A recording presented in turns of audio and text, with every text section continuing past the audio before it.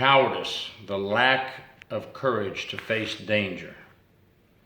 And that's exactly what happened at Rikers yesterday when a corrections officer was brutally attacked by a gang.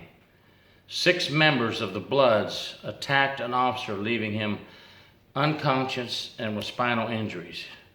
He's now in a hospital recovering. Let's pray for him, everyone, that he has a quick recovery and gets back on his feet. I'm Gary York, Corruption Behind Bars. If you're looking at me now, you're watching my YouTube channel. Please watch this channel and subscribe. I greatly appreciate it. I want to talk about cowardice. In a video that's going around the last couple of days on the news about this assault on this officer, you can see an officer who clearly did not step up and help his fellow officer. As the officer is being attacked by 6 inmates, this officer just barely rises up, takes a couple of steps forward and stands there.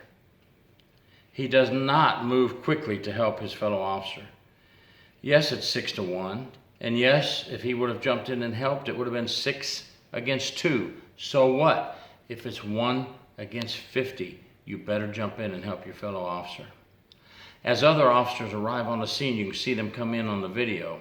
The officer is already injured, laying on the ground and unconscious. This officer takes another couple of steps forward and just looks around. He might as well wave his hand and say, "Look at me, I'm the coward. I'm a coward." Now, I hope he gets terminated from his job and they pull his correctional officer certification for life. I also hope whoever does the investigation not only investigates those 6 inmates and sends it to the state attorney's office for criminal charges. I hope they push for not only felony charges for battery on Leo, aggravated assault, things like that, but I hope that they can find some felony gang-related charges that will provide more time for those inmates to stay in jail and prison. Also during the investigation, I hope the investigators look real close at this officer who did not assist.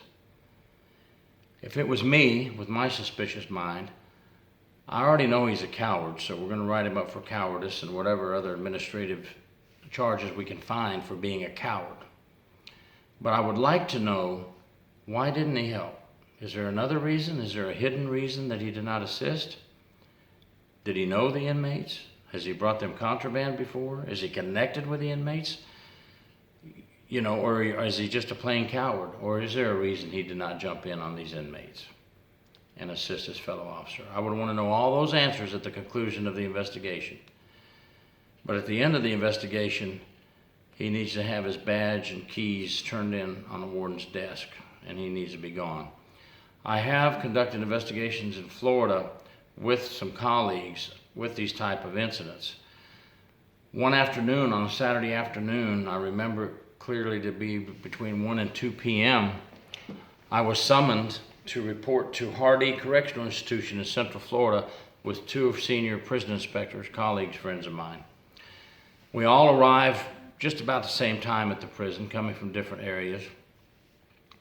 And after hours and hours of interviewing inmates and officers and reviewing videos, one of my colleagues found a video where an officer was being beaten by 5 inmates, and another officer came up on the scene, saw his fellow officer being beaten, and he ran. I mean, ran away. The officer was medevaced by helicopter to Tampa General Hospital, where he was treated for serious injuries, and he did recover, but today he still suffers from pains from those injuries. Other officers involved in the riot were taken to the local hospital in Hardy County and treated for injuries.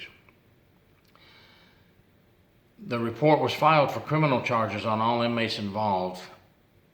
My colleague pushed hard for criminal charges against the officer who ran, but they refused to press criminal charges and allowed the agency to handle it administratively. He was terminated from the agency, and he should have been criminally charged, in my opinion.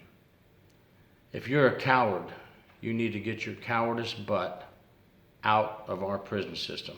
If you presently work in the prison system in the United States of America or the jail system, and you know you're a coward and you know you will not help your fellow officer, you need to go ahead and turn your keys in and your credentials right now and get out as fast as you can.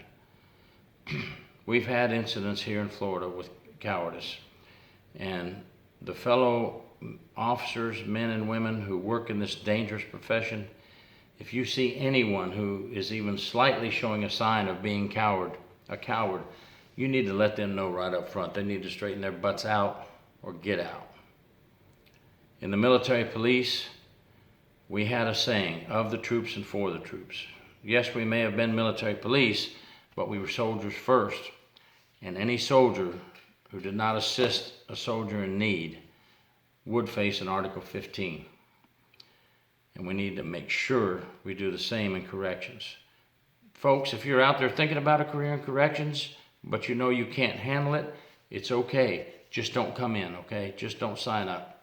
We're looking for good, strong men and women to take a thankless job and protect our communities and protect the officers that you work with, protect the civilian staff that work in the prison, and also protect the inmates. Yes, protect the inmates. That's part of our job. Not these 6 inmates who attacked the officer.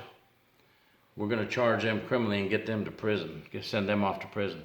But we do have to save lives of inmates also. That's part of our job, so don't forget that. But in the meantime, let's get these inmates prosecuted. Let's get them sent off to prison for a very long time and keep them off the streets. Thank you. I'm Corruption Behind Bars, Gary York.